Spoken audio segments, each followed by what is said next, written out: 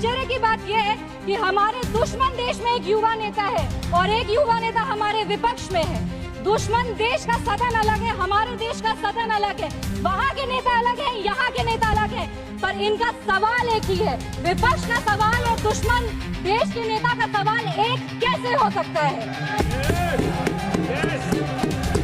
मैं विपक्ष के साथियों को चुनौती देती हूँ कि अपनी राजनीति से ऊपर उठ करके कभी राष्ट्र हित की सोचनी चाहिए।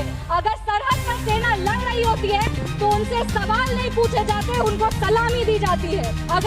अगर विपक्ष की बात सुबह से सुने जा रहे हैं और उनकी बात को ध्यान से सुने तो वो बार बार कह रहे हैं कि सरकार ने सरेंडर कर दिया, सरकार ने सरेंडर कर दिया। सरेंडर से इनका विशेष लगाव इसीलिए भी है क्योंककि इतिहास गवाह है इन्होंने कितने बार विश्व के सामने भारत का सर झुका दिया है।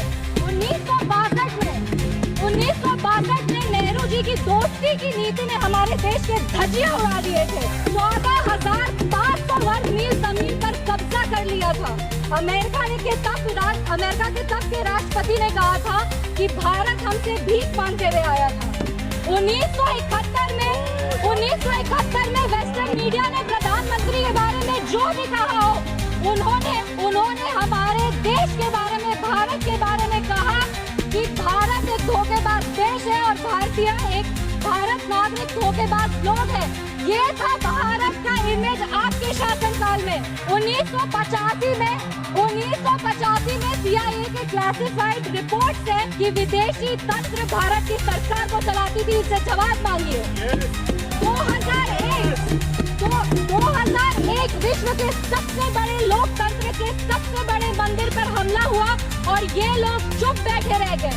2008 मुंबई अटैक पूरी तरीके से देश को झकझोर दिया गया, पर इन्होंने कभी नहीं जवाब दिया। अगर आज आदियों को जवाब दिया है तो वो हमारे यशस्वी प्रधानमंत्री श्री नरेंद्र मोदी जी की सरकार ने दिया है। पर इनके राष्ट्रीय अध्यक्ष, कांग्रेस पार्टी के राष्ट्रीय अध्यक्ष कहते हैं कि ऑपरेशन सिंदूर एक छोटा मोटा ऑपरेशन था। ये इनकी विचारधारा का समस्या है।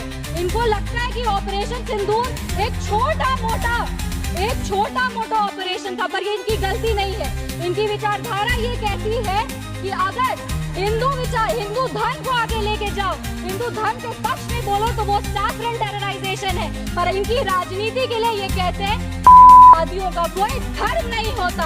ये दोहरा चरित्र क्यों है इनका?